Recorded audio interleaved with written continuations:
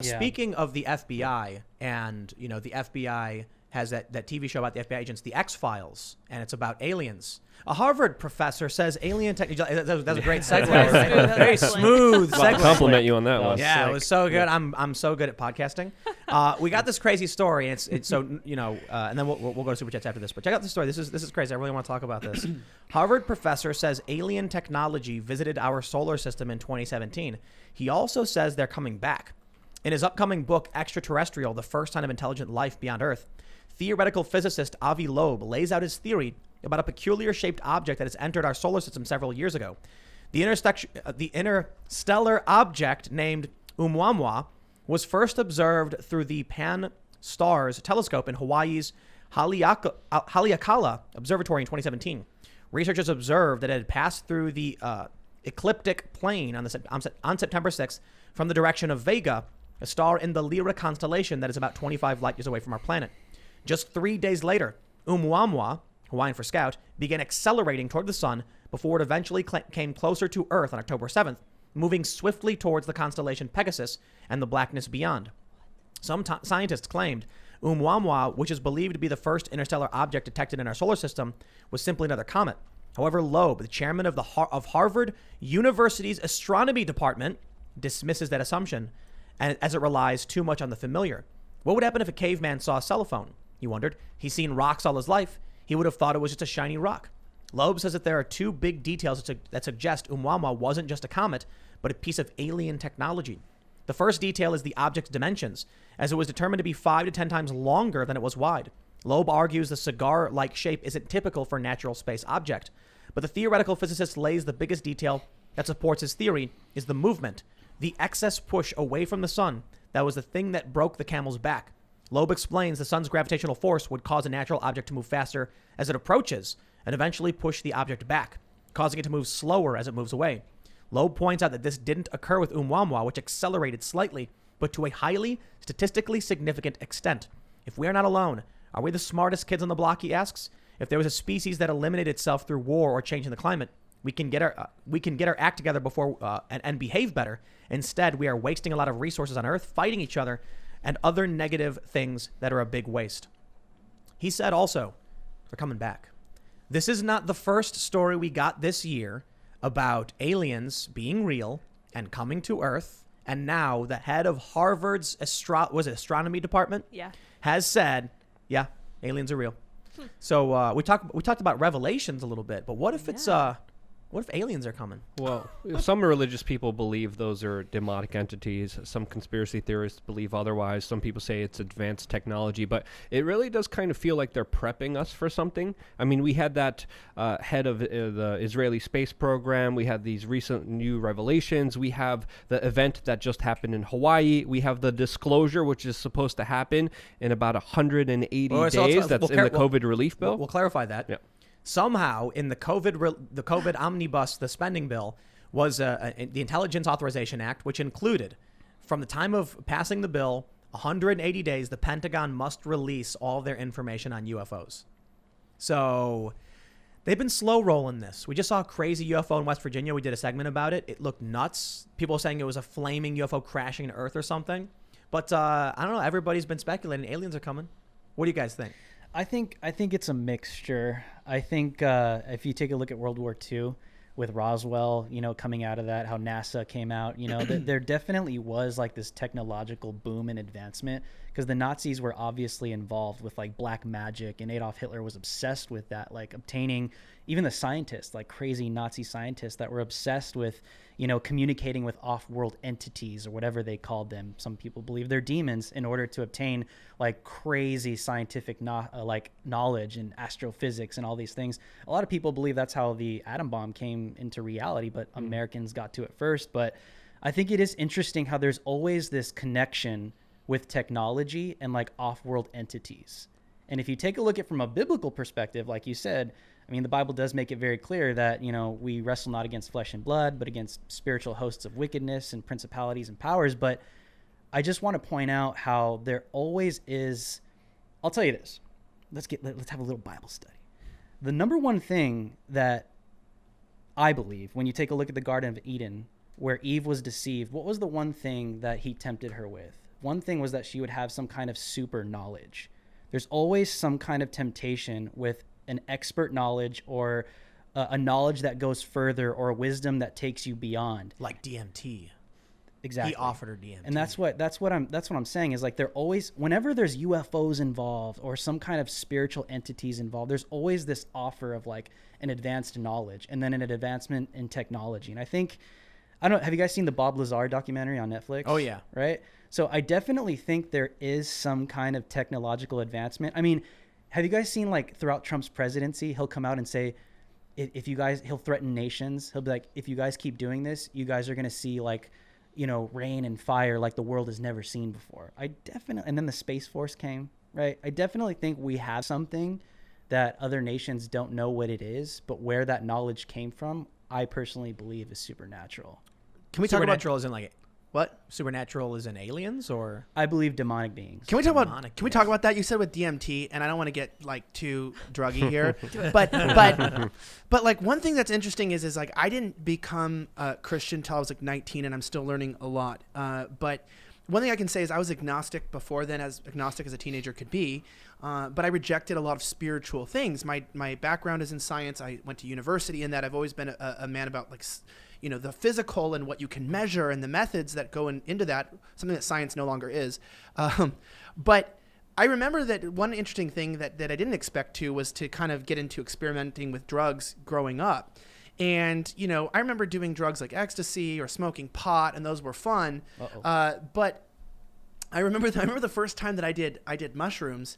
You know, I was younger, and I remember there was nothing like that I'd ever done in my life. And the psilocybin and that feeling, every drug that I had consumed, every substance, kind of numbed or altered reality. But I had never felt like I wasn't myself before, living in a new world, until I had taken mushrooms. And I think trying a bunch of, you know, psychedelics in those years, like LSD, even like 5-MeO dipped and all those experimental ones that were coming out, 2CB. I think there was one time where I just took way too many mushrooms, you know, like just too many. Where you been just there, done that. Yeah, you just too many. And like I remember having like a mental break. I remember having like a mental breakdown. Like I didn't believe in spirits or anything, but no lie, I went into my friend's bathroom. Way to do this. Your parents are asleep. You're in the living room. You take a bunch of mushrooms. Wise decision. And total 16-year-old wisdom there, guys. I remember like I went into the restroom and this being appeared and was telling me to stick my head into the toilet and like drown myself and like to kill myself. And I felt like the only way to escape what was going on was to die. And as much as it might just sound like it was like a bad trip, I felt for a moment like real in that moment. And I felt like I woke up, and I looked at the being in this restroom, and I can remember that it's like a long restroom, and it was like a dark force. And I remember that I had never felt so oppressed. And, you know, for years after that instance, I struggled with suicide. I was heavily depressed, but I wasn't on mushrooms anymore. And I started to like wake up to like the fact that there might be something else out there, because why is it that I'm no longer high, but these feelings that I first experienced while in that toilet, you know, are staying with me? And I think that there's some validity to the fact that I think that spirits are real. I think that there is something that is genuinely real and out there. I know a lot of people say it's not true, that it's just a trick of the mind or a hallucination. But the reality speaking is when you talk about people's trips on hallucinogens, why do they all see the same things? You know, why is this not an uncommon experience where people see dark forces, the devil? I mean, but coming into this with aliens, it's like we're all human. Well, it depends. It's not all unison. It's not all the same. Some people have positive effects. Some people have negative effects. I had positive effects mostly. I'm just saying, but when you come down to this, I started like realizing there could be more. And I think that I had a genuine conversion experience while I was sober. When I was 19, I was on the toilet. I'm not even joking. I was on the toilet and I was reading this book, Why Grace Changes Everything. Not trying to become a Christian. Not trying to it wasn't like in some like tent revival meeting. It wasn't emotional. And then I had just like something clicked where like I realized that all the pain that I felt, the depression, everything could be forgiven in a moment. You can say that I was, you know, that it was fake, but it was real to me. That I felt something shift in my mind and my heart that I can't ever deny, where I began to become aware that God was real. He was in my life, and I've never been the same. And so sometimes I wonder, the people that doubt that there's something else out there, maybe it's just they haven't experienced anything real, or they've been around so many frauds who are trying to, you know, sell something to them, or like, you know, they're just basing off of a hallucination that's why they don't believe. I think there's like a split in that. I've met people who have told me that they've communicated with other beings or something like that. Like I had one guy who told me that he was a drug addict, he was wasting his life, and then one day he was in the woods and he felt a voice inside of him coming out asking him, "What are you doing? Why are you doing this?" And that was a profound spiritual experience where he became very, very Christian, and then turned his life around, got off drugs, started working. And he was just like some punk rock dude. He kept to, you know, his love of punk rock, but he opened a business and he just totally got away from drugs. And he was like, "I know you won't believe me when I say that it happened, but it doesn't matter. It happened to me. It's my experience. I can tell you what I experienced, and it's your choice if you want to believe it or not." And he was like, and I understand most people who hear that are going to say, "That's crazy. There's no way that happened." And he's like, "But I'm telling you, a voice came from the center of my being telling me this." And I was like, I mean, I believe you. There's two ways to explain it. You had a spiritual response because an otherworldly being was telling you you're destroying your life, or you took too many drugs. Either way, it helped you, so it's a positive thing. I think, you know, just kind of roll with it. And I'm not going to come out and rain on your parade and be like, "No, you're wrong, you're crazy." I'm going to be like, "Hey, man, you're doing really well for yourself. You've turned things around. Whatever it was, it worked and it helped you." Yeah, I think we also need to realize that everything is energy. We're very energetic.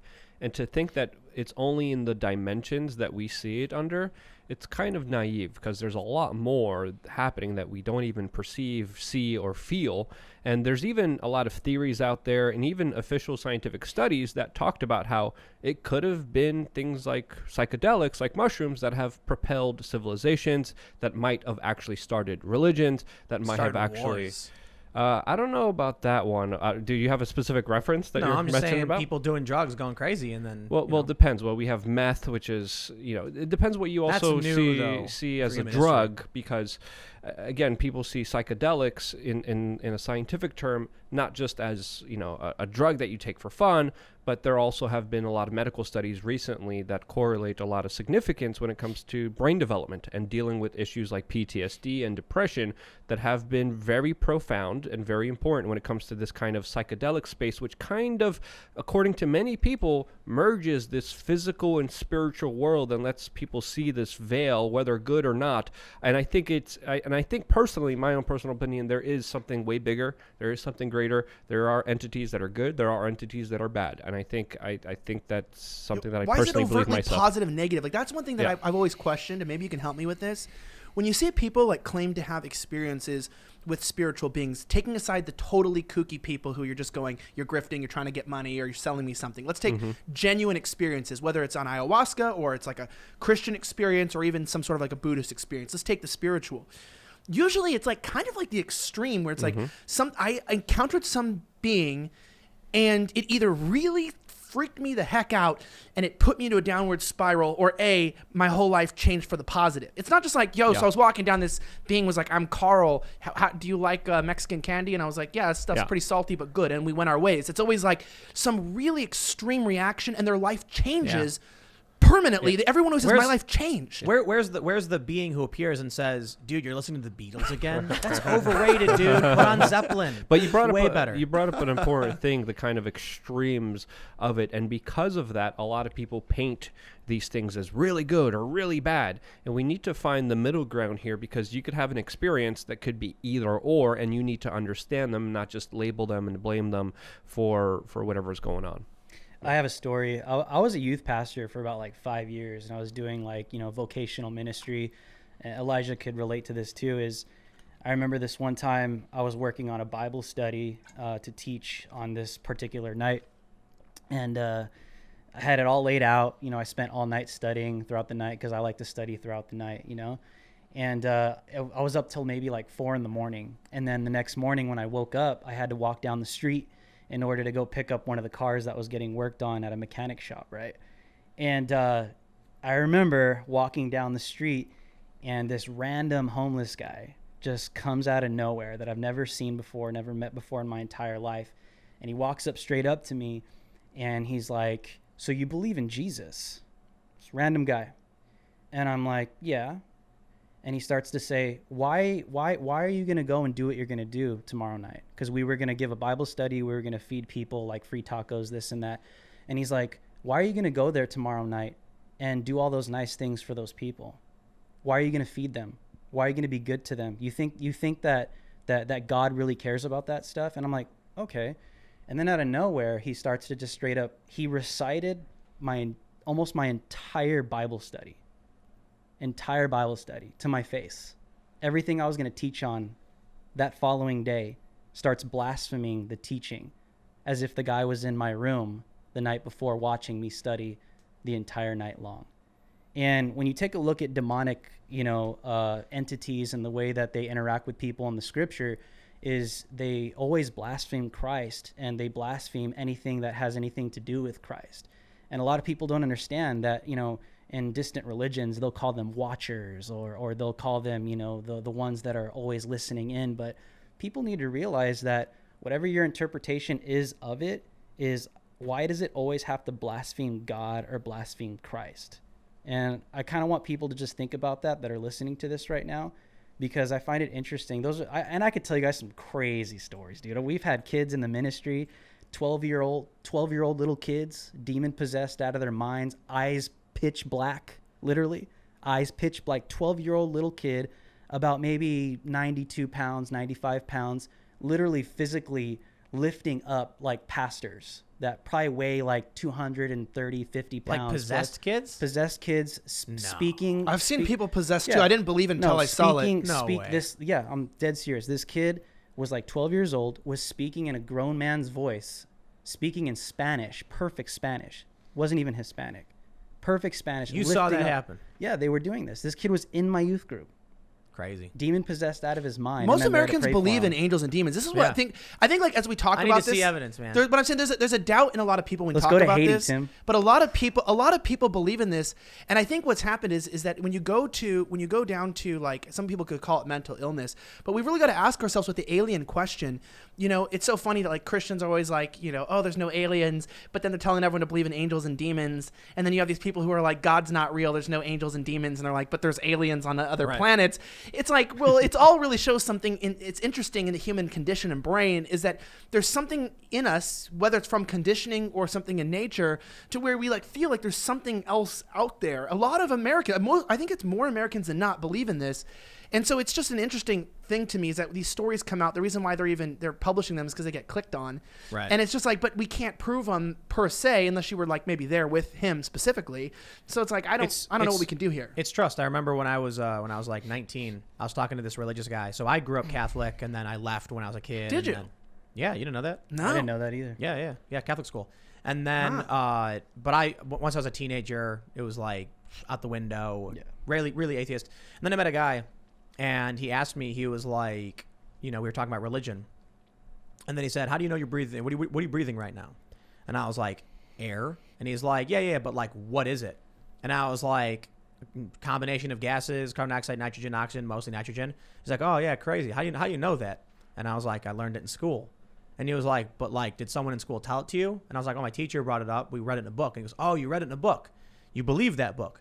And I was like, yeah, I do. And he was like, I read in a book that Jesus is the Son of God and that he came, died for our sins and all that stuff. Is my book wrong and your book right? And then I sort of laughed and I was like, I get your point. And his point was, I think there's legitimate and valid reasons to trust science, and why I will look at a science book and talk about, elements and all that stuff. People have people in their lives they trust. They have experiences they've seen and things they trust, and they believe it. You haven't experienced what they experience, so you think something different. How do you know they're wrong unless you can prove a negative, which you can't do, so it becomes very difficult. His ultimate point was like, look, man, there are a lot of people that read this book that told them these things and had people tell them that it was true, and they believe that. They believe it. They've experienced it. The experts told them. You think the experts tell you, but he's like, when did you pull up an electron microscope and look at that oxygen, that molecule, that atom? And I was like, I never did. And he's like, well, shouldn't you? If you want to believe in it and you want to claim you need to see the evidence, when was the last time anybody who claims to believe in science actually did the experiment to prove it to themselves? They didn't. So before you start talking about how you think someone else is wrong because of their religion, the first thing you can do is actually do the experiments to track radio waves. And you can do it. You absolutely can do it. But people don't do it is the point. So this guy wasn't like a religious zealot or anything. He was making a point about philosophy and how you've got a lot of people who think they're smarter than other people. And it could be a religious person who thinks they're smarter than those who deny the religion and say, oh, you just don't know what you're talking about. And you've got these people who say, oh, no, you're crazy. You know what you're talking about. I'm smarter. When in reality, it's just people who they trust, what they believe, what they've experienced. And sometimes you can't change that. It's crazy, though. And it really, helped shape my view of everything. Like, this guy was pretty religious, but he was making his point. Because science is incomplete. And I think that that's where, with all these views, when you read stories about aliens where people come into this, is I feel like the question of aliens is actually more philosophy and spiritual than it is a scientific question. A lot of people talk about science like it's a religion, like, do you believe in this? And they don't realize that the science is so limited in the fact that it's just testing the physical world to, through hypotheses to create theories. And I think that people look at scientists and bureaucrats today like the bureaucrats are like the priests or like the gods, and the scientists are somehow like the theologians studying and predicting the world. Specifically right now, with the left saying the right doesn't believe in science, while they literally ignore the lockdown science and ignore the World Health Organization, they selectively choose what science they support and what they oppose. I'm like, I have a degree in science. What do you have? And I ask people that. I mean, it's not that extensive, but it's like, to be honest, it's like I can tell you that it's genuinely a very limited thing, but science today isn't even science. It's just predictive programming of whatever they want you to believe in. Science today is very political. Yeah, but I'm just saying, political for a long time, and that's the left who have been. So I used to work for environmental nonprofits, and the left was always complaining about researchers that were paid off by major corporations. They've been those scientists do that study. Well, they were paid off by big oil, and I'm like, okay, so that you don't believe the science.